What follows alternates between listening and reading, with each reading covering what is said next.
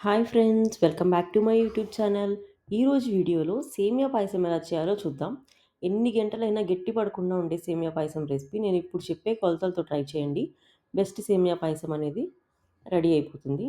ఇందుకోసం ఫస్ట్ ప్యాన్లో ఒక హాఫ్ టేబుల్ స్పూన్ గీ వేసుకోవాలి.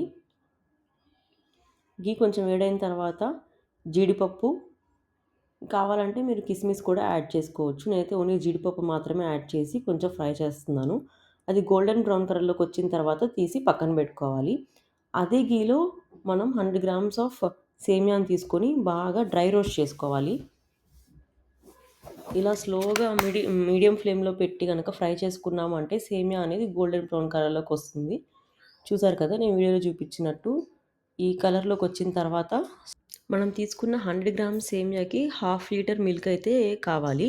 నేను ఫస్ట్ కొద్దిగా మిల్క్ అయితే ఏసుకొని బాయిల్ చేస్తున్నాను. అది కొంచెం బాయిల్ అయ్యే టైంలో మిగతా మిల్క్‌ని కూడా యాడ్ చేసుకొని 1/4 కప్ వాటర్‌ని కూడా యాడ్ చేసుకొని బాగా ఇలా కలుపుకుంటూ ఉడకనివ్వాలి. సేమియా అనేది ఉండలు లేకుండా బాగా మిక్స్ చేసుకుంటూ ఉడికిందా లేదా అని చెక్ చేసుకోవాలి. నేను చెప్పే కొలతలతో గనుక ట్రై చేశారంటే మనం రెస్టారెంట్స్‌లో తింటాం కదా! కీర్ అదే టేస్ట్‌లో ఉంటుంది. చాలా టేస్టీగా ఉంటుంది. తప్పకుండా ఒకసారి నేను చెప్పిన కొలతలతో ట్రై చేసి చూడండి. అండ్ సేమియా ఉడికిపోయిన తర్వాత కొద్దిగా వాటర్‌ని యాడ్ చేస్తున్నాను. ఎందుకంటే ఇందాక నేను థిక్ మిల్క్ వేశాను కదా! దానికోసం కొంచెం వాటర్‌ని యాడ్ చేసుకొని అది బాగా మరిగిన తర్వాత ఏ కప్‌తో అయితే నేను సేమియా తీసుకున్నానో అదే కప్‌తో షుగర్‌ని యాడ్ చేసుకుంటున్నాను.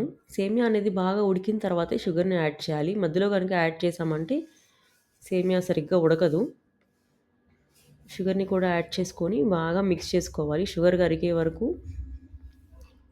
మనం ఈ పాయసాన్ని ఇలా బాగా మిక్స్ చేసుకుంటూ ఉండాలి.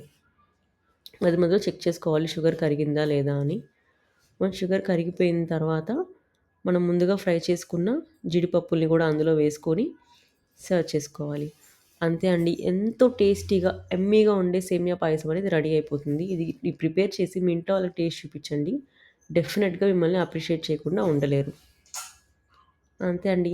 Thank you for watching. ఈ వీడియో గనుక మీకు నచ్చినట్టయితే తప్పకుండా సబ్స్క్రైబ్ చేసి గంట సింబల్‌ని కొట్టండి. అండ్ అలాగే ఎలా ఉందో టేస్ట్ చేసి నాకు కామెంట్ చేయండి.